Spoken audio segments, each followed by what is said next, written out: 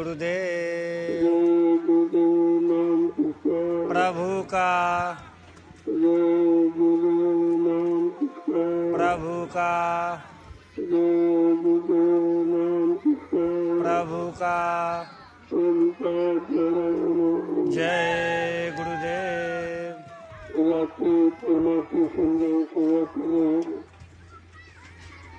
सभी प्रेमीजनों, ये कितना बड़ा तुम्हारा सौभाग्य है। जो काम हिंदुस्तान में कोई नहीं कर रहा, वो काम आप ये सेवा कोई नहीं करता। परिवार बाल बच्चों की सेवा, खेती दुकान बच्चों बिजली व्यापार मजदूरी, ये तो सभी करते हैं, लेकिन परमात्मा सेवा कोई नहीं करता। क्योंकि परमात्मा सेवा के बारे में जानते हैं कि परमात्मा सेवा किसे कहते हैं। जिस सेवा से करने वाले का कोई स्वार्थ नहीं, कोई लोभ लालच, कोई इच्छा नहीं हो, मुझे परमात्मा सेवा करते हैं। निस्वार्थ भाव से जो लोग ये सेवा कर रहे हैं वो अपने लिए नहीं, आगे आने वाले समय में जो लाखों लाख लोग आ रहे हैं उन प्रेमियों के लिए रहने बैठने, उनको साधना भजन और सेवा और सत्संग सुनने की जगह बना रहे। एक ऐसा प्लेटफॉर्म तैयार कर रहे हैं जो कितने वर्षों तक रहेगा। लोगों को याद आती रहेगी कि मैंने परमात्मा सम्मान सेवा करके ये मन का व्यवस्था बनाई थी। एक छोटा मोटा इतिहास है, आज कलयुग का एक सबसे बड़ा इतिहास है। और इतिहास में आप लोग पाते हैं आपकी पात्रता कितनी महान है कि कोई स्वार्थ नहीं आता। वैसे आज के युग में बिना स्वार्थ के कोई कदम नहीं देता। और आप ये रात में, दिन में लोग नहीं करते, तुम तो रात में करो। रात्रि परमात्मा सम्मान सेवा, इसका महत्व, उसका लाभ लोगों को नहीं मालूम। अगर मालूम हो जाएगा तो तुम्हें करने नहीं मिलेगा। इसलिए तुम अपना काम करो, देखने वाले देखते रह जाएंगे। देखने से लाभ थोड़ी मिलेगा, लाभ तो करने से मिलेगा। वो भी जो समय से करेगा, तो समय निकल गया, इसके बाद करने का कोई लाभ नहीं। जो आज लाभ है प्रेमियों को, वो आगे सेवा करने से नहीं मिलेगा। क्योंकि ये व्यवस्था आप बना रहे, ये जमीन आप तैयार कर रहे, कितनी मेहनत परिश्रम के साथ ये जंगल झाड़ी काट पीट कर, ये नाले गड्ढे काट कर वो भी आप तैयार कर रहे हो। ये काम किसी के बस नहीं, कोई नहीं कर सकता। लेकिन लोग समझ में नहीं पा रहे, आखिरकार ये लोग क्यों कर रहे हैं।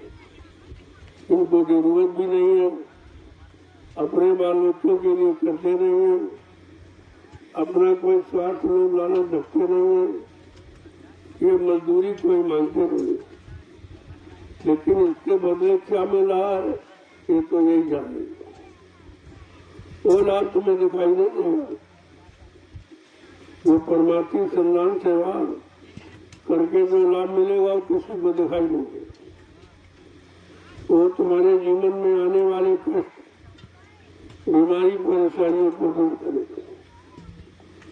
तुम्हारे अनंत जन्मों के कर्मों का बोझा उतारेगा।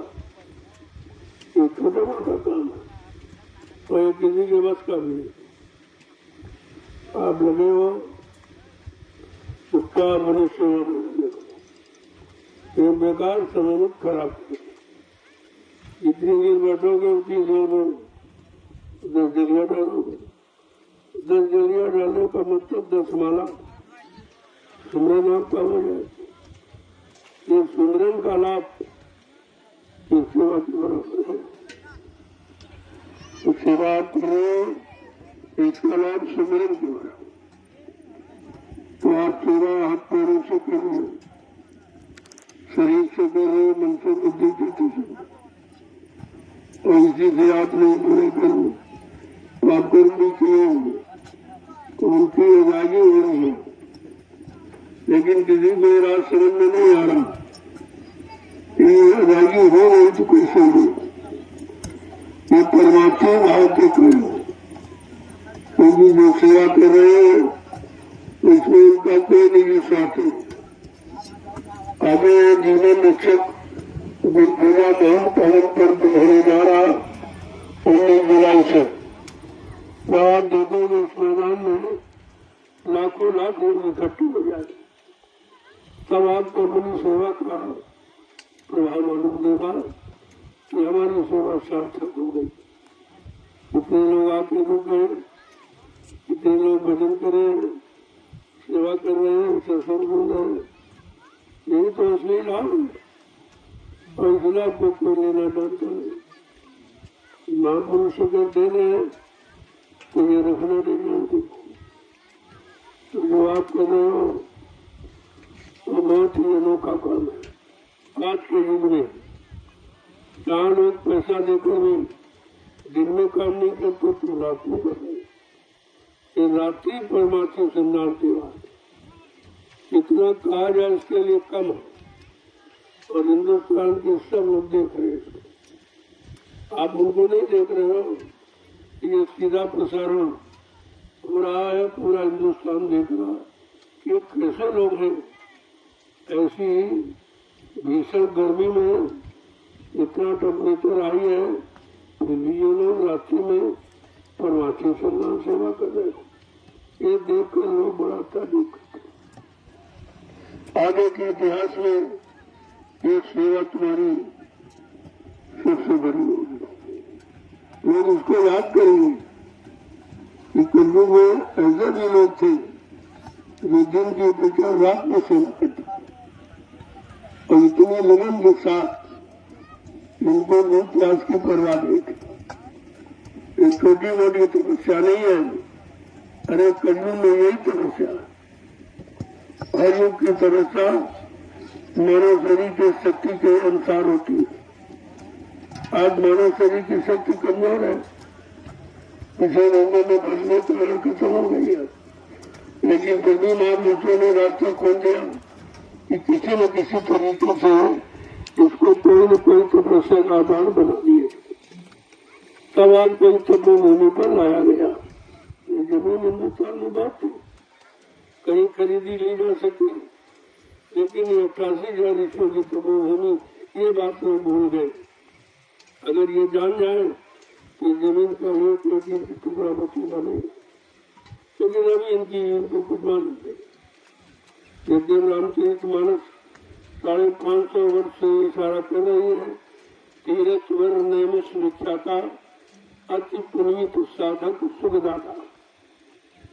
ये नैमिषारण तीर्थों का महातीर्थ और कहा अति वर्जित होने से, लेकिन अति सदुपयोग किया कि ऐसा कोई है ही नहीं। पूरे विश्व में ऐसी भूमि कहीं नहीं है इतनी पावन पवित्र कि जहाँ 88,000 ईश्वरों की संख्या में तपस्या की गई है। ऐसा कहीं स्थान नहीं है। तब इसका चुनाव किया गया और आपको यहाँ ले आया गया। ये जंगल झाड़ी साफ करके अपने किए गए पाप कर्मों की अदायगी करो। धीरे से पाप उतर जाए, कर्मों का बोझा हल्का हो जाए तो जीवात्मा को अपने घर जाने को दे नहीं लगेगा। ये समझकर आपको इस भूमि पर लाया गया कि 88,000 ईश्वर की तपोभूमि इसको बराबर करो। उन्होंने तपस्या की है तो तुम उनकी तपोभूमि को बराबर करते। झाड़ी काट, जंगल काट कर पाक साफ कर दो। आगे आ रहे लोग भारी संख्या में, वो बैठ कर यहाँ सुमरन ध्यान भजन करेंगे। आत्मिक साधना, आत्मा से परमात्मा का मिलन, उसकी साधना करेंगे, नाम की कमाई और सत्संग को सुनेंगे, जिससे उनका मन जो गंदा हो गया वो पाक साफ हो जाए। तो सत्संग को सुनेंगे और यहाँ सेवा भी करेंगे, आगे के कर्म को बनाने की सेवा भी करेंगे। ये कितना बड़ा काम होने जा रहा है, इससे बड़ा कोई यज्ञ नहीं है।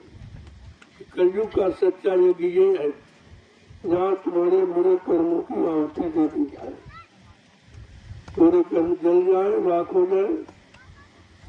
यज्ञ का मतलब ये होता है, और हम सामग्री को जलाना ये कोई ये बेचारे जानते नहीं यज्ञ का मतलब क्या है, इन्हें पता ही नहीं है। और स्वामी महाराज ने उत्तरकांड में लिखा, ज्ञान अग्नि तक प्रकट कर, कर्म सुभाषुभ जारी, और बुद्धि सिरावे ज्ञान घृत, ममता मन जिंदा। ये यज्ञ तो ये है, जिस यज्ञ में इतना महान है, इस सेवा को करने वाले में कुछ कहा नहीं जा सकता। वो तो अनुभव की चीज है, जब सेवा करते हैं आपको उसका फल मिलेगा, तो मेरे जीवन में खुद ही कितना महत्व है। ऐसे थोड़ी आप जो सेवा करेंगे, उन्हें कोई लाभ दिखाई दे रहा, और लाभ बिना सेवा की मिल नहीं सकता, और रुपये पैसे से खरीदा नहीं जा सकता। सेवा का लाभ तो करने से होता, ध्यान में रखोगे तो वंचित रहने का, तो भूल भरम में पड़ जाओगे, तो जो लाभ मिलने वाला तो यहाँ से निकल। अब देख लो देश की स्थिति, समाज की स्थिति, परिवारों की स्थिति, परिवार में रहने वाले इंसानों की स्थिति कितनी खराब है, कितनी दर्दनाक है। चारों तरफ रोने की ही आवाज है, कहीं हंसी खुशी का माहौल दिखाई नहीं देता। इस पर कोई विचार नहीं कर रहा, जैसे ही उनको दिखाई नहीं दे रहा। अरे जो सामने हो रहा पहले उसको देखो और उसका समाधान करो। तुम्हारे पास नहीं है तो महात्मा से पूछ लो।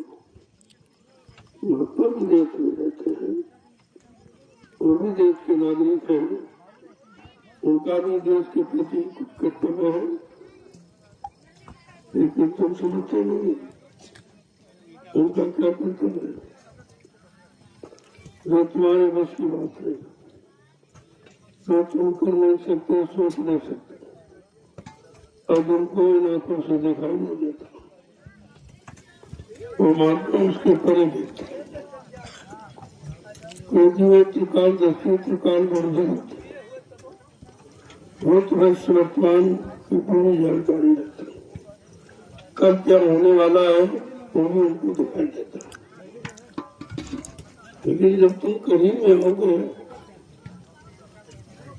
और पूछोगे तो तुम्हें सब बता देंगे, बताते तो ऐसे नहीं, लेकिन उनके मुताबिक तुम्हारे पर कोई असर नहीं हो रहा, क्योंकि तुम्हें वो दिखाई नहीं दे रहे, जो बताते हैं, जो कहते हो तुम्हारे अनुभव नहीं है और तुमने कभी किया भी नहीं। इसलिए संत महापुरुषों के वचन बड़े अटपटे लगते हैं,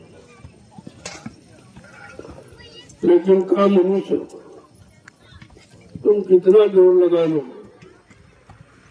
लेकिन सबको सुख शांति नहीं दे सकते, सबकी व्यवस्था आप नहीं कर सकते, सबको न्याय सुरक्षा रोजी रोटी नहीं दे सकते, महंगाई गरीबी को तुम खत्म नहीं कर सकते, ये तुम्हारे बस की बात नहीं है। और ये काम महात्मा ने कहा मैं चुटकी में जाते था, जिसको करने में तुमने जीवन लगा दिया और कुछ नहीं कर पाया, और संत महात्मा कहते मैं चुटकी में जाते था। अधिकारों के पास कोई न कोई तो समाधान है, कोई न कोई युक्ति उपाय है, तभी वो कहते हैं।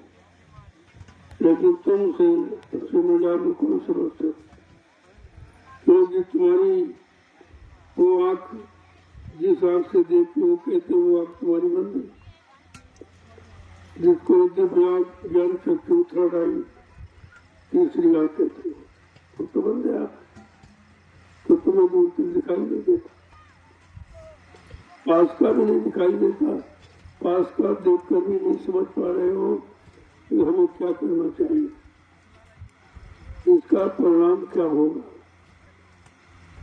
क्योंकि जो अधिकार मिला है, अगर व्यक्ति अपने अधिकारों का प्रयोग न करे तो सजा पाने का अधिकारी होता है। अब वो सजा कैसी होगी ये तो जब उस पर बीतेगी तो उसकी समझ में आ जाएगा। इसलिए राजा के लिए तो विशेष संदेश निर्देश है कि जाल सुरात प्रजा दुखारी सोन न पर्वत नरक अधिकारी।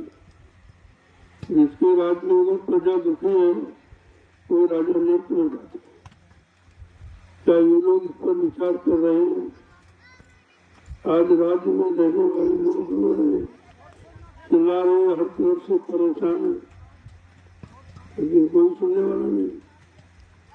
तुमको अधिकार मिला है प्रजा की सेवा, प्रजा के दुख तकलीफों को दूर करने का, और तुम कर कुछ नहीं पा रहे हो तो कम से कम कानून विधान जो कुदरत का बना उसको तो पढ़ो।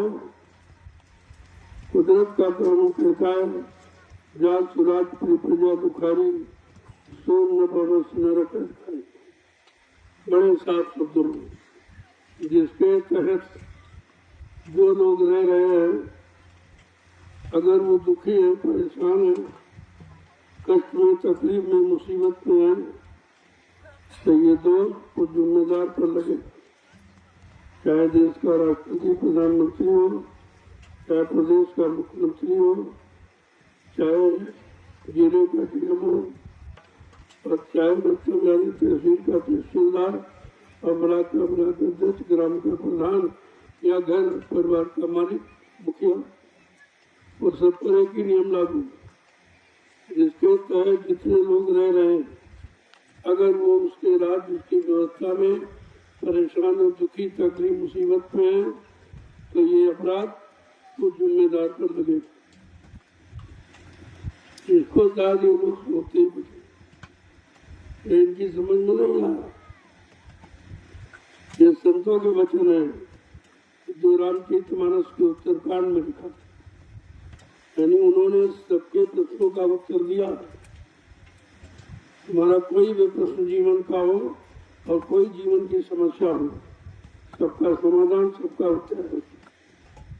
अगर उसी को पढ़ लेते तो आपकी समझ में आ जाता कि हमारे पर जो शासन कर रहे हैं वो लोग ध्यान क्यों नहीं देते, उनकी बुद्धि उधर क्यों नहीं जाती, क्योंकि उनके बस का नहीं। बिगाड़ तो उन्होंने डाला लेकिन अब संभाल नहीं सकते, संभालने का मुझके बस का नहीं। तो महात्माओं ने कहा भाई तुम्हारे बस का नहीं तो देश में महात्मा ने तुम उनसे कहा बोलो, मुझे पूछ लो, कोई न कोई उपाय जरूर बताएंगे। जो उपाय बतावे वो महात्मा, दाढ़ी बाल लाल पीला कपड़ा ही महात्मा नहीं। महान आत्मा वही है जो दुखी आत्माओं को सुख शांति प्रदान करे, उन दुखी आत्माओं के अंदर प्रेम, सेवा, श्रद्धा भाव पैदा करे, उसको महात्मा कहते। और तुम्हारे पास पहचान की बलदारी में, इसीलिए तुम भ्रमित हो गए, इसीलिए तुम शंका में मूल भ्रम में रह गए। समझने की कोशिश करो, जब करीब में आओगे तो अच्छे सच्चे की पहचान हो जाए। सच्चा संत कौन है, सच्चा महात्मा कौन है, सच्चा गुरु सदगुरु कौन है, ये सब समझ में आ जाएगा। लेकिन करीब में नहीं आओगे तो तुम पहचान कैसे करो? पहचान है उनके द्वारा किए गए कर्म, उनके द्वारा बनाई व्यवस्था जो सबके हित में सबको लाभ देने वाली, जब देखोगे तो आपकी समझ में सब आ जाएगा, वैसे तो कुछ नहीं आएगा। इसलिए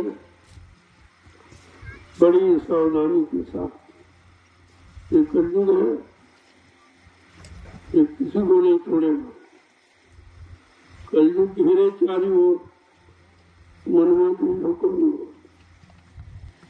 चारों तरफ कलयुग में घेराबंदी कर दी। तुम किधर भाग के जाओगे, उसने सारे रास्ते बंद कर रखे। और कलयुग के द्वारा बंद किए रास्तों को संत महापुरुषों के सिवा कोई खोल नहीं सकता। उसकी जानकारी किसी को है ही नहीं कि वो रास्ते कौन है और कैसे बंद किए गए, कैसे खोले जाए। इसीलिए भारत देश में संत महापुरुषों की आवश्यकता, सच्चे गुरु सदगुरु की आवश्यकता, सच्चे मार्गदर्शक की आवश्यकता। अगर ये मिल जाएंगे तो आपका जीवन सुखमय शांतिमय हो जाएगा, और ये नहीं मिलेगी तो कुछ नहीं। और आप देख रहे हो, तुमको सब मिले लेकिन सुख शांति नहीं मिलेगी। तो प्रधानमंत्री मिला, राष्ट्रपति, मुख्यमंत्री सब मिला, लेकिन सुख शांति नहीं मिला, सुकून आपको नहीं मिला, आपको न्याय सुरक्षा नहीं मिली, रोजी रोटी की व्यवस्था आपकी हल नहीं हुई। तो जो होना चाहिए वो तो हुआ नहीं, तो इनके मिलने का मतलब क्या? मिले वो जो हमको सुख शांति मिला दे, सुख शांति दे दे, हमको अपने जीवन में सच्चाई ईमानदारी सिखा दे, और हम सब लोग पारस्परिक प्रेम प्यार मोहब्बत में रहते एक दूसरे को कमाओ, एक दूसरे की सेवा करें। न कोई जाति, न पाति, न कोई रुका, न भड़का, न हिंदू, न मुसलमान, ये कुछ नहीं। यही बखेड़ा है। इसी बखेड़े को खड़ा करके तुमको सच्चाई से दूर कर दिया गया। अब तुमको समझने का मौका ही नहीं दिया जा रहा। कहीं जाति में फंसा दिया, कहीं धर्म में फंसा दिया, झूठे नकली झूठे धर्म में फंसा दिया। क्योंकि धर्म तो धारे थी, धर्म तो धारण का विषय है, धर्म कोई दिखावा का विषय तो है नहीं कि कोई पत्थर कागज के अंदर धर्म है, कोई हिसाब किताब धर्म है, ऐसा कुछ है। इसी बात को तो समझने की जरूरत है। पहली बात तो कोई बताने वाला नहीं, जो बताने वाले उनकी आप सुनोगे नहीं, और जिन्होंने कुछ जाना नहीं, कुछ किया ही नहीं, तो क्या बताएंगे? अपने जीवन को सुखमय शांति में नहीं बना पाए तो देश समाज को क्या दे सकते हैं? यही बात तो आपको समझनी चाहिए। जो अपने लिए नहीं कुछ कर पाया, अपना सुधार नहीं कर पाया, अपने में सुख शांति नहीं ला पाया, तो तुम्हारे में क्या लाएगा?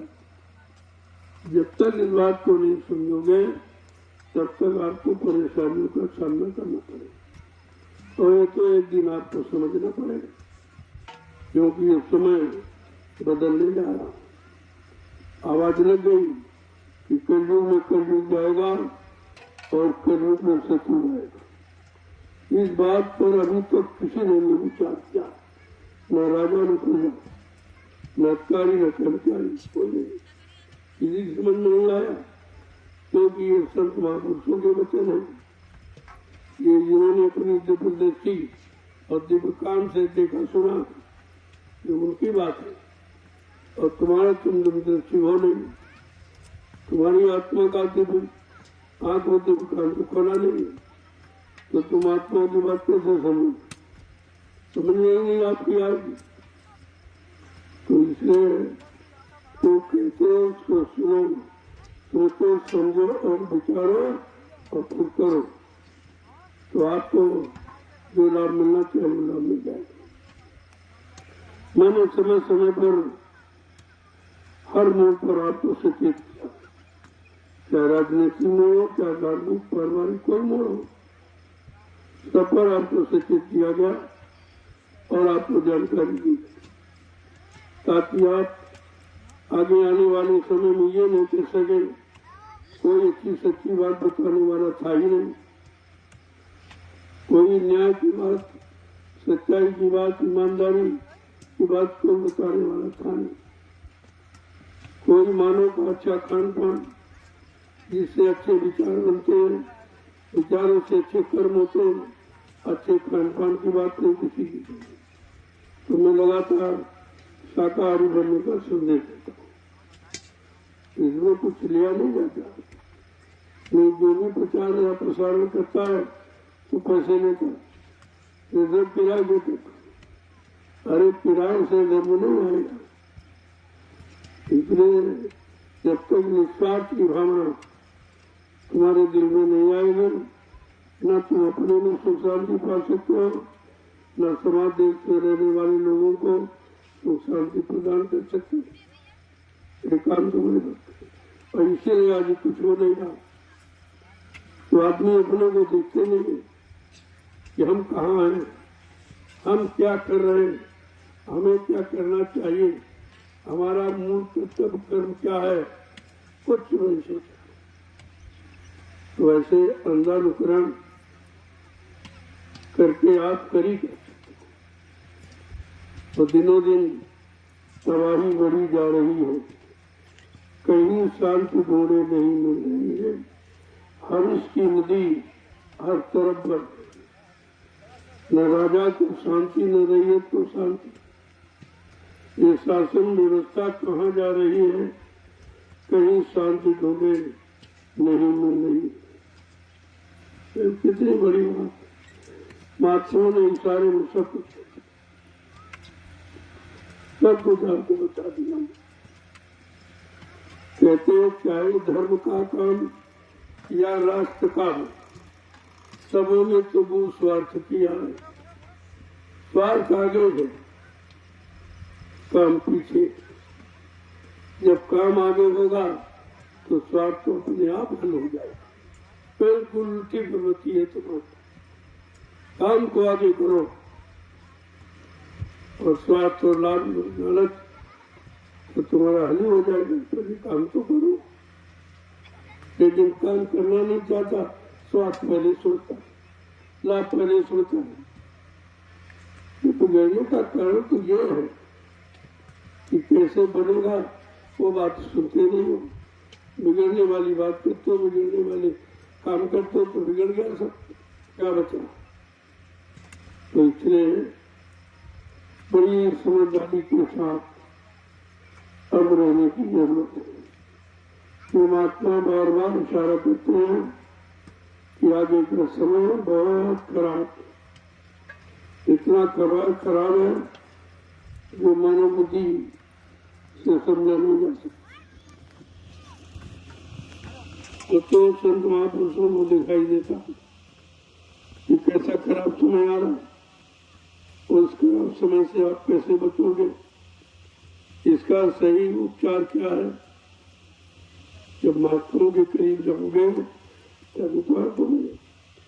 बड़े बड़े राजे महाराजे बादशाह हमारे देश में हुए हैं, जब उनकी व्यवस्था बिगड़ी शासन देश चलाने की, तो अपने गुरु, अपने संत फकीरों से मिलकर उन्होंने सही सच्चे रास्ते की जानकारी दी और अपना शासन बना लिया, अपनी प्रजा को प्रचार कर दिया।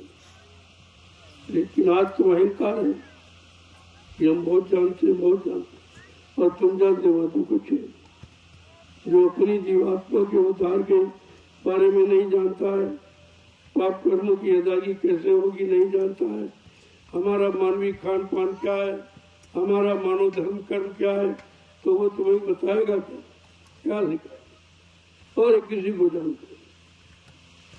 इसीलिए गोस्वामी महाराज ने कहा, इस जग को भयो मोतिया बिंद, इस संसार को मोतिया बिंद। मोतिया बिंद हो जाता तो आंख से दिखाई नहीं देता, इसी तरह ये मोतिया बिंद हो गया। अभी बगैर ऑपरेशन की ठीक ये ऑपरेशन कहने का मतलब यह है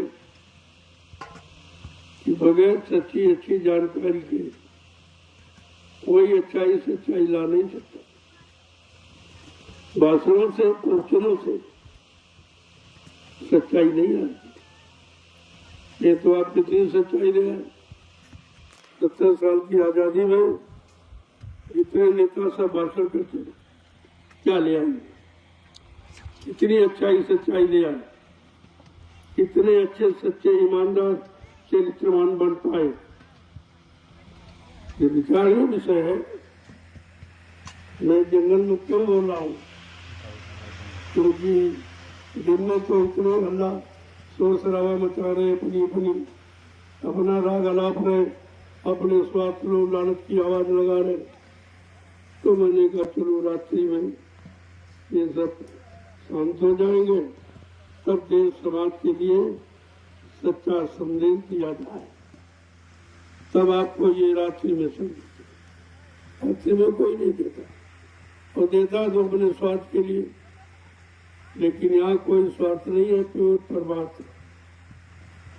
करीब में आओगे, देखोगे उनके कार्य को, उनकी कार्य प्रणाली को जब समझोगे तब तुम्हारी समझ में सब आ जाएगा, क्या सच्चा है क्या अच्छा। कहने की बात नहीं, मैं तो करके दिखा रहा हूँ। अब आप न समझ पाओ वो बात नहीं।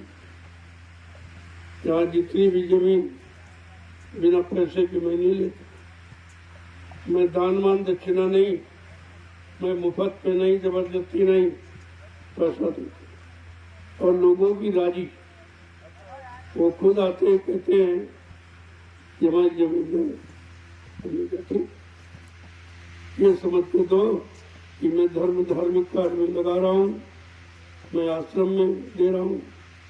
हमको नहीं, हम लेके क्या करें, वरना हम लेते हैं ना अपने नाम करवाते हैं।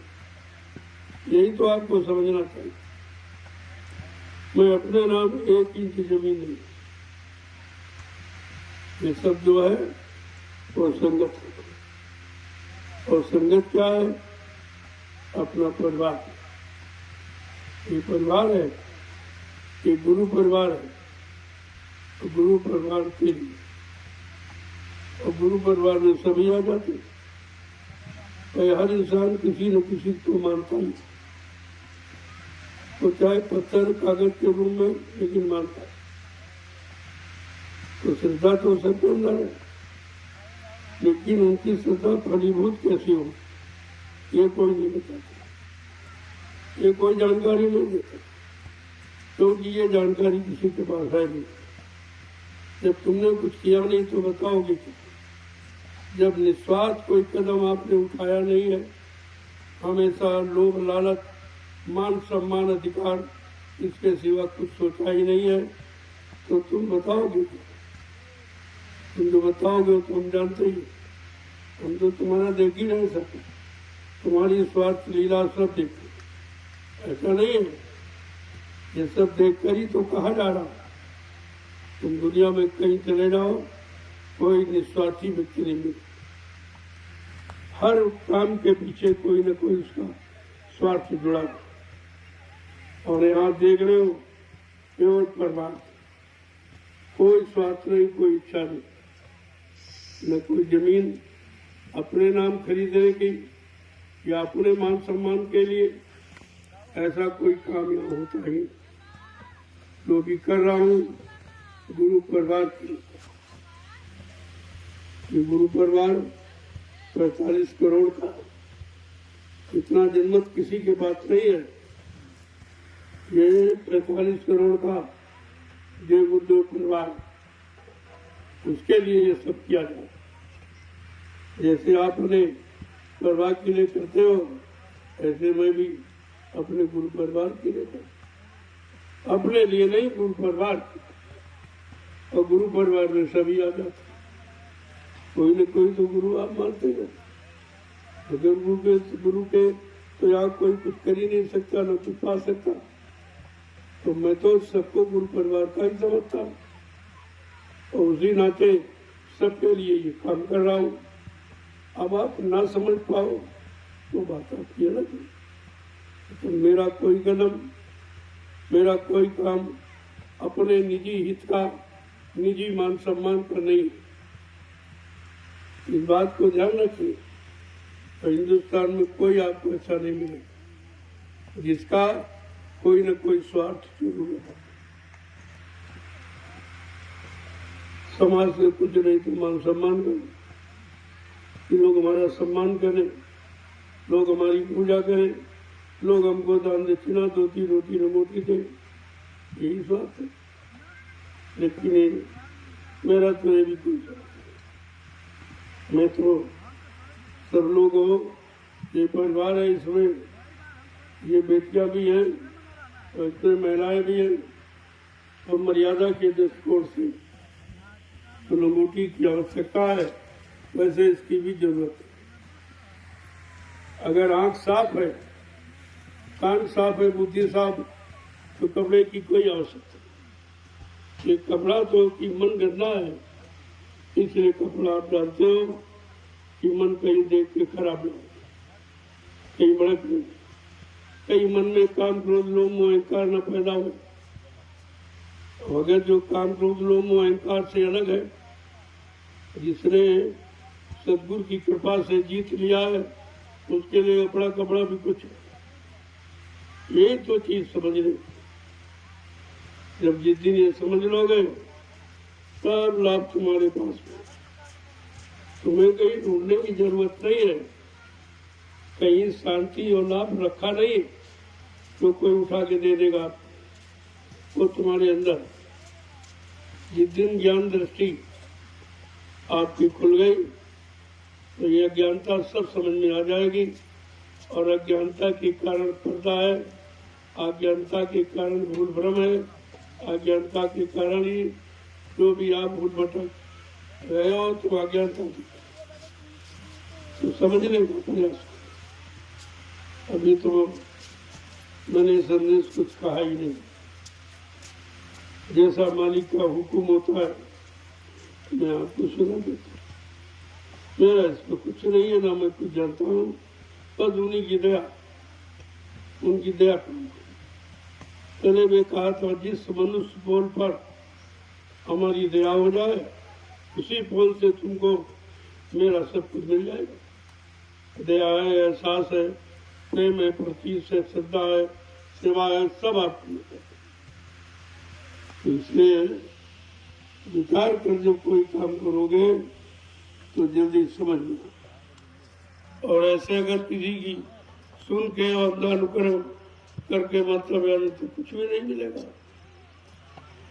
जय गुरुदेव, जय गुरुदेव, जय गुरुदेव, जय गुरुदेव। जय गुरुदेव। नाम किसका? प्रभु का। जय गुरुदेव। नाम किसका? प्रभु का।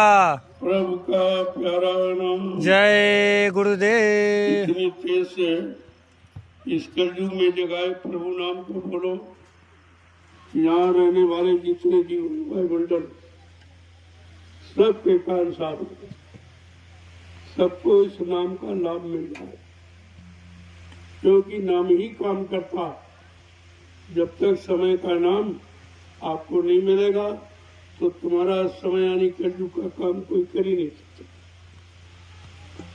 प्रेम से बोलो जय गुरुदेव। सब मिल बोलो जय गुरुदेव। बोलना होगा जय गुरुदेव। अभी से बोलो जय गुरुदेव। दुख दर्द हरेंगे, जय गुरुदेव। सब कष्ट मिटेंगे, जय गुरुदेव। सुख शांति भी देंगे। जय गुरुदेव। सबके दाता, जय गुरुदेव। सबके मालिक, जय गुरुदेव। प्रेम से बोलो जय गुरुदेव। ये नाम नहीं इंसान का, यह नाम है प्रभु का, ये काम नहीं इंसान का, यह काम है प्रभु का। ये कोई जय घोष बिल्कुल अनोखा, ऐसा कोई नहीं कहता। और इसमें कोई स्वार्थ नहीं, इसमें किसी की निंदा आलोचना बुराई नहीं। फिर सब धर्मों का सम्मान, सारे गुरुओं का सम्मान। जय गुरुदेव का मतलब जितने गुरु हैं उनकी जय, और जितने आए थे उनकी जय, और जितने आगे आएंगे सबकी जय। ये तो नाम ही ऐसा जिसकी मां निंदा आलोचना की बात है। अब तुम समझ ही नहीं पा रहे तो बात है, तुम गुरु शब्द की परिभाषा नहीं जानते। गुरु कोई आदमी इंसान का नाम नहीं होता। गुरु माने अंधकार, रू माने प्रकाश। जो तुम्हारे अंधकार को प्रकाश में परिवर्तित कर दे, झूठ को सत्य में बदल दे, पाप को पुण्य में बदल दे, दानवता को मानवता में बदल दे, और अधर्म को धर्म में बदल दे, उसको कहते हैं गुरु। गुरु कोई गाड़ी चकारी में चिपकर बैठ जाए, गुरु थोड़ी माना। अरे तुम परमारथ के कारण साधु धरासरी, तुम परमार्थ समाज देश धर्मित आए हो तो छिपे रुके बैठोगे कैसे का? ये कलयुग में नहीं है, ये अन्य युगों में था, सतयुग था। लोग जंगल चले जाते थे अपने निजी स्वार्थ के, लेकिन आज कलयुग में ये विधान नहीं है। कलयुग में आप करो औरों को तारो, आप जगो लोगों को जगाओ, तुम सत्य रास्ते पर चलो, लोगों को चलना सिखाओ। कलयुग में यह धर्म है। तो ये पुराने की कोई नकल करोगे तो कुदरत बहुत मार लगाएगी। ये बात कान पर सुन लो, कुदरत बहुत मार लगाएगी, क्योंकि तुमको अधिकार कलयुग में मानव जीवन का मिला है, सतयुग त्रेता में नहीं। इसलिए कलयुग की साधना करो, कलयुग के जगह नाम का स्मरण करो, आपका काम हो जाएगा। और जिद और हट करके कुछ करोगे तो कुछ नहीं मिलेगा, और जीवन व्यर्थ में आपको चला जाए। अब देखो और समय बड़ी मेहनत परिश्रम आपने किया, और ये भी दिखा दिया कि तत्काल व्यवस्था बदली जा सकती। जैसे 1 मिनट में आप उधर से इधर आ गए, 1 मिनट में व्यवस्था बन गई, आपसे हो गई। तो मैं बराबर कहता रहता हूँ, हमेशा तैयार हूँ, कब क्या बदल दिया जाए, कौन सा आसन आपको दे दिया जाए कि पीठ पीछे घूम, एकदम नहीं। किधर जा रहे थे, क्या बोला गया पीठ पीछे घूम, तो बिल्कुल बदल। आज वही आपके सामने रखा गया। देखे कितने लोग आदेश का पालन करते हैं, कितने लोगों को आदेश चाहिए, जगह नहीं तो जगह कहीं हो, सेवा कहीं हो, उनका इससे मतलब नहीं है। उनका मतलब है आदेश पालन से। जब जिसका आदेश पालन करोगे तो उससे तुम दया जबरदस्ती ले सकते, आपका अधिकार बन जाता। और कर्म को कोई मेट नहीं सकता, और कर्म का फल कोई खत्म नहीं कर सकता। तो मैंने देखा प्रेमियों में कितनी लगन फट से वहां से उठे यहाँ आ गए, तो मैं भी आप ही के साथ आया। ऐसा नहीं मैं कोई बैठ गया, कोई सोने खाने में लग गया, नहीं। तुमसे बात में सोता हूँ, बात में खाता, ये हमेशा ध्यान में। मैं भोजन सबको खिला के खाता, और नींद सबको सुला के सोता, और कोई मेरा स्वार्थ नहीं, कोई अमान सामान, कोई धन दौलत, इसकी कोई इच्छा नहीं। अगर ये इच्छा आ जाएगी उस दिन परमार्थ सब समाप्त हो जाए। ध्यान में रखिएगा।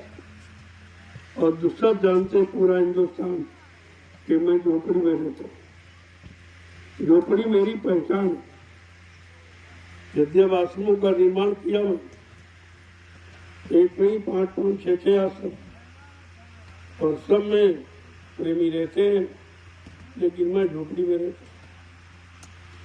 कभी इधर, कभी उधर, कभी उधर, कभी उधर, कब कहाँ चला जाऊं कोई जानकारी, इधर मुड़ जाऊं कोई जानकारी। इसलिए आप चलने के लिए तैयार हमेशा, कब क्या कह दिया जाए, कितने वक्त, ये मत सोचो कि वहां के लिए कहा गया, वहां क्यों नहीं गए। अरे वहां के लिए क्यों कहा गया, वो काम पूरा हो गया। तो मैं क्या मानू, किस काम के लिए आदेश सुना था, वो काम पूरा हो गया। आपके पास आपको सेवा मिल गई तो तुम समझो हमारा काम हो गया। इस चक्कर में मत रहो कि कब क्या कहा जा रहा है, उसको समझने की कोशिश करो। आदेश जब भी दिया जाएगा जहां पर आपका कर्म कर जा बाकी होगा, वही के लिए आदेश देगा। बाकी ये इट्टी मिट्टी कुछ नहीं है, ये तो तुम्हारे कर्म करने की अदायगी है। मिट्टी तो आज यहाँ उठाओगे, कलवा डालोगे, वो डाली हुई मैं फिर उठाऊंगा, यहाँ डालूंगा। क्यों? जो लोग कर रहे हैं इनका कर्म कर्जा उतर रहा, जो आगे आएंगे उनका कर्म कर्जा उतरेगा। तुम्हारा वहां डालने का, उनका वहां से उठा कर फिर यहाँ डालने का, ये सब किया जाता है। ये गोरख धंधा रखा जाता है कि बगैर गोरख धंधे के, जो तुमने गोरख धंधा करके जो इकट्ठा किया है पाप कर्मों की का ढेर, वो तुम्हारा कैसे हटाओ, कि उसके लिए सब किया जाए। यहाँ बना बिगाड़ मत सोचो, अपना अपना कर्म कर जाओ उतारो और घर की तैयारी करो, चल ले। तुमको यहाँ कौन रहना, जब यहाँ रहना नहीं तो भी किसके लिए। तो इसलिए आपको तो रहना घर के लाल, और जिन लोगों को रहना कि हम सचिव देखेंगे, तो सचिव तो भाई धरती पर आएगा। तो सचिव देखने की इच्छा अगर है तो आपको धरती पर रहना पड़ेगा, बार बार जन्म लेना पड़ेगा, रहना पड़ेगा। लेकिन सच्चे साधा गए, उनको सचिव सचिव कुछ नहीं, तो कह रहे कलयुग अच्छा, जब तक कलयुग रहेगा महापुरुष रहेंगे। तो उनका अभियान है कलयुग को भगाना, सचिव को ले आना। तो कलयुग चला जाएगा तो भी चले जाएंगे। इसीलिए कहा जाता कि सतयुग तो आएगा, लेकिन सतयुग आने पर तुमको अपनी पूरी वस्तु खोनी पड़ेगी, फिर वो चले जाए, उनका कार्य पूरा हो जाएगा। सतयुग लाने चले जाए, उनको भी कहो यहाँ रहना, किसी को नाम को नाम, लेकिन काम करके जाना। ऐसे जो काम दिया गया या जो आदेश दिया जा रहा, जो पालन करा रहे, करने की क्षमता नहीं है, वो तो उनकी दया से होगा। वो दया के नीचे आप भी हो, हम भी क्या का पालन होगा। जय गुरुदेव, जय गुरुदेव। और धीरे धीरे आप लोग इस सेवा का प्रसाद, क्योंकि सेवा करने के बाद जो प्रसाद लिया जाता वो दुआ और दया और दवा का काम करता है। दुआ, दया, दवा, तो तीनों का काम करता है। इसलिए आपसे कह रहा कुछ न कुछ सेवा कर बोले को प्रसाद, तो मतलब यानी आपको दया मिल जाए। और ऐसे बैठे बैठे आए कि बटला ले ले, उसका कोई लाभ नहीं मिलेगा। दिया तो जाएगा आपको, लेकिन लाभ सेवा करने के बाद, वो भी दवा का काम, दुआ का काम, दया का काम करेगा। जय गुरुदेव, जय गुरुदेव। कल एक पर्व है जो आपकी गाड़ी कमाई से दयाल बाग खरीदा गया।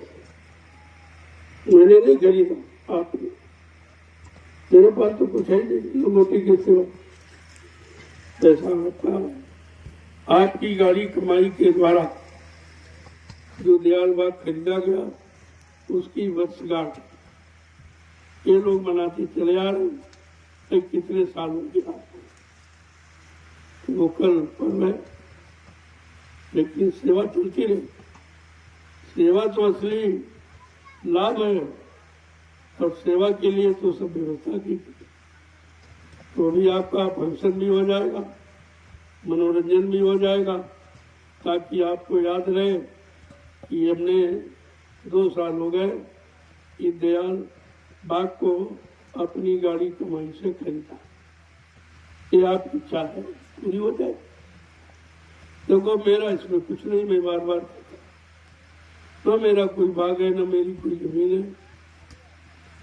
ये हो कि हम तुम्हारे तुम हमारे हो, ये रिश्ता जरूर है, और बाकी ये जमीन अमीन तो कोई झगड़ा यहाँ नहीं, और ना हमको कुछ चाहिए। हम क्या करें, हम करेंगे क्या?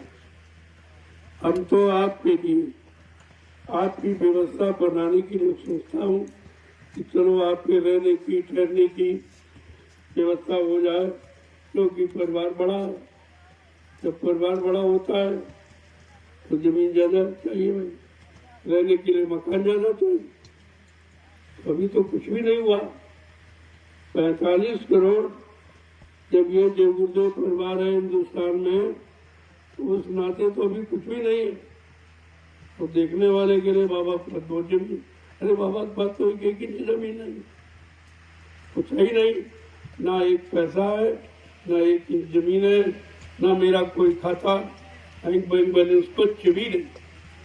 जो है मैं आपके सामने जैसा बैठा हूँ, बस इतना, ये भी कपड़े आप लोग देते तो पैसे देते, ये कपड़े आपके और एक रोटी, मैं दिन में 5 बजे एक, बस इतना खर्चा। तो जो हमारा खर्चा नहीं तो हम लेके करेंगे, जो आप देते हो आपकी सुविधा के लिए ये व्यवस्था बना दी गई कि आप आओगे, कहाँ रुकोगे, कहाँ ठहरोगे, तो आप ही सेवा देते हो, आप ही सेवा करते हो। मेरा सुबह क्या, मैं क्यों कहूँ कि मेरा है, मेरा मेरा ये है जो आदेश मालिक का हुआ है, उसमें लगा हूँ किसी तरह पूरा हो जाएगा, और आप लोगों से उसी आदेश पूरा करने की प्रार्थना करता रहता हूँ। ये तो बार लोगों के दिमाग से निकल जानी चाहिए कि मेरा किधर भी बाबा को बहुत जमीन चाहिए। अरे बहुत बात तो एक इंच भी जमीन नहीं, आके देखो तो रिकॉर्ड, इतनी जमीन लोगों की इच्छा से ग्रामवासियों ने अपनी इच्छा व्यक्त की, हमसे कहा, तो हमने कहा अच्छी बात है, तुम आश्रम के लिए दो, हमको नहीं चाहिए, ना मैं अपने लिए लूंगा, मैं आश्रम के लिए एक धार्मिक कार्य के लिए, और जो भी कार्य इस जमीन पर होगा आपके बाल बच्चे परिवार के लोग उसका प्रयोग करेंगे। मैं कोई जमीन उठा के ले जाऊंगा, और तुम समझी नहीं पा रहे कि जमीन भी तुम्हारी अच्छे काम में लगा रहा हूँ। जो जंगल पड़ा हुआ है, जो नाले ऊपर खाबर, जिसको ठीक करना तुम्हारी बस की बात नहीं है, सरकार भी नहीं के लेवल करा पाई, वो काम आपका हो रहा है, तो एक अच्छे काम में लग रही जमीन, और आपको पैसा देता हूँ, इस पैसे से अपने बाल बच्चों की व्यवस्था बना लो। मैं नुकसान किसका करता हूँ, लेकिन तुम समझी नहीं पा रहे। पैसा देकर मुफ्त में, दान में नहीं, जबरदस्ती नहीं, मैंने सब रिकॉर्ड तहसील से निकलवा लिया है कि मेरी कितनी जमीन कहाँ कहाँ है। अब मैं वो जमीन को निकालना हूँ, तुम कहते बाबा तुम्हारी जमीन ले, फिर तुम्हारी लेके क्या करें, हमारे पास तो जमीन है कि तुम्हारी ले। अब तुम 20 साल से कब्जा किए हो, यही कौन कम है कि मैं उस पर ये कार्रवाई नहीं करता हूँ कि 20 साल से आपने जमीन पर कब्जा किया है तो इसका हर्जा आपको देना पड़ेगा। ये वन विभाग की तरफ से अगर एक एप्लीकेशन दे दूं तो तुम्हारा घर द्वार सब बिक जाएगा, तुम अदा नहीं कर पाओ। 20 साल से कब्जा किए हो, और मैं मोल लेके अपनी जमीन पर कब्जा कर रहा हूँ, बाबा जी हमारी जमीन ले रहे। अरे अभी तो सोचो, लेकिन मैं कोई ऐसा कार्य करना नहीं चाहता, जानता तो सब हूँ। ये जितना आपका जीएस है ये मैं लीज पर ले सकता हूँ सरकार से 90 साल के लिए 1 करोड़ रुपए में, ये सब ले लूँ। तो तुम कहाँ जाओगे, ये जानवर कहाँ चराओगे, किधर से निकलोगे जाओगे, तुम्हें ऐसा कोई काम करने नहीं आया। लेकिन आप जब परेशान करोगे तो कोई न कोई कदम उठाना पड़ेगा, फिर आप ये मत कहना कि हमारे लिए आपने क्या किया। वैसे मैं आपका हित कर रहा हूँ, आपका भला कर रहा हूँ, आपकी ऊपर खापड़ी जमीन जंगल लेकर उसको लेवल बना रहा हूँ, तो जमीन का उठा के मैं ले जाऊंगा कहीं, ये तो बना दूंगा तो तुम्हारे काम आए। बात तो अभी आग लगी, अगर ये जंगल साफ होता तो आग नहीं लगती, इतना नुकसान होता। इस बात को तो ध्यान में याद रखते नहीं हो। अगर ये जंगल सब साफ हो जाए तो सब कुछ चिंता खत्म। कोई जानवर जंगली आ जाए तो बाल बच्चों के लिए खतरा, वो भी आता है। कोई आग वगैरह लग जाए ये तो आग पूरे गांव तक पहुंच जाएगी, क्योंकि ये जंगल तुम्हारे गांव से जुड़ा हुआ, तो भारी नुकसान हो जाएगा। तो मैं तो तुम्हारे लाभ में लगा हूं और तुम उस बात को समझ नहीं पाए। कोर्ट कचहरी मुकदमे के चक्कर में फंस जाओगे, लुट जाओगे, परेशान हो जाओगे, गरीबी एकदम घेर लेगी आपको। ये मुकदमा ये तो सबसे बड़ा रोग है, अगर लग गया तो आप हमको उसका कोई फर्क नहीं। हमारे पास इतने प्रेमी है, क्या जीवन में चलता रहो, कोई फर्क नहीं पड़ता। और तुम्हारा कुछ वो निकल जाएगा। इसलिए कोई ऐसा काम मत करो, किसी को सिखाने में मत। तो हमारा काम देखो कि कोई नुकसान का हो तो आप हमसे कहो कि हमारा नुकसान हो रहा, मैं तुरंत रास्ता बदल दूंगा। ऐसा कोई काम करता ही नहीं। और मैं ऐसे काम की इच्छा जमीन बहुत हिंदुस्तान में थी, तो हमको मूल्य ही लेना है कि जंगल उबड़ खाबड़ क्यों खरीदता, अच्छी प्लेन जमीन खरीदता। लेकिन ये जमीन का कुछ राज है, ये जमीन पावन पवित्र है। ये बात तुमको मालूम नहीं है कि 88,000 ईश्वर ने तपस्या की, ये तुम्हें पता ही नहीं है इसका, इसलिए सब खरीदा। जय गुरुदेव, जय गुरुदेव। चलो मैं प्रसाद दे लो, प्रसाद ले लिया। आपने मेहनत किया, रात में कोई नहीं करता, इतनी रात में हिंदुस्तान के सारे विश्व में चले जाओ, एक काम कोई नहीं करता नजर आता। तुम छोटा मोटा समझते उसको, या कोई ये काम करा सकता, कोई राष्ट्रपति, प्रधानमंत्री, मुख्यमंत्री इस तरह से रात्रि में कोई सेवा करा सकता है? और इतने लोगों में लोगों को जंगल में एकत्र कर सकता? ये बात तो आपको समझनी चाहिए, क्योंकि आज के सामने हो रहा। मेरे पास तो करोड़ों लोग, तुम्हारे पूरे क्षेत्र की जनता जोड़ लो, उससे 10 गुना ज्यादा मेरे पास आदमी। अब सबको बुला लूं तो यहाँ जगह नहीं, इसलिए कहता हूँ भाई परिवार का एक व्यक्ति आ जाए तो दया मिलती रहेगी। तो उसी हिसाब से लोग आते जाते, कोई आ जाया चला गया, कोई कल आएगा, चला ऐसे धीरे धीरे। ये मैंने सन्मान सेवा क्यों रखी, तो उस कार्यक्रम में बहुत बड़ी भीड़ होने वाली, तो फिर लोग कैसे टिकेंगे, कहाँ रुके। तो मैंने पहले से शुरुआत की। अब ये जो लोग सेवा करके जा रहे हैं, ये पूजा करने वाले हैं, वैसे इनका काम हो गया।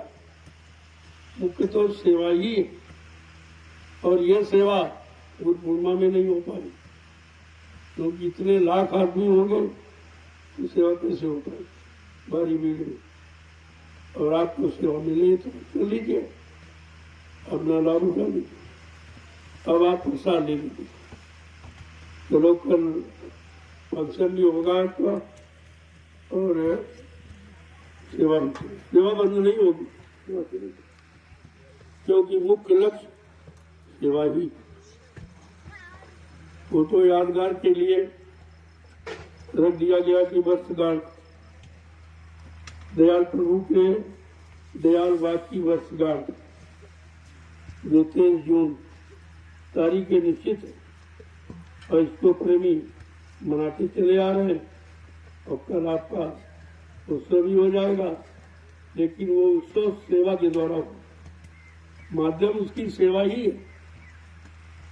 बगैर सेवा के तो लाभ दिया ही नहीं जा सकता। और तो आपको, क्योंकि दयाल बाग का की वर्षगांठ है, तो आपको बाग का फल कल आपको प्रसाद मिलेगा। रोज ही मिलता है, लेकिन कल विशेष रूप से मिलेगा। जय गुरुदेव। जय गुरुदेव। अब धीरे धीरे आप आइए, प्रसाद भी लेते रहिए, सेवा करते रहिए। लाइन लगा खड़े हो जाओगे उसका कोई लाभ नहीं। जितनी देर खड़े रहोगे उतनी देर 10 जलिया डाल दोगे, 10 माला आपकी तुम्हारी हो जाएगी। इसलिए समय की चिंता, एक एक मिनट आपका कितना कीमती है, इस पर विचार करना चाहिए। अब जो लोग बैठे या थक गए हो, धीरे धीरे आओ और प्रसाद, और जो प्रेमी सेवा कर रहे हैं करके आ जाओ। प्रसाद तो सबको मिलेगा, कोई भीड़ लगाने से थोड़ी। भीड़ में तो अपना नुकसान कर लोगे, 1 घंटे खड़े रहोगे, फायदा। जय गुरुदेव। जय गुरुदेव। जो लोग थक चुके हैं और मतलब तो वो लोग करते हैं, धीरे धीरे भंडारे की तरफ चले।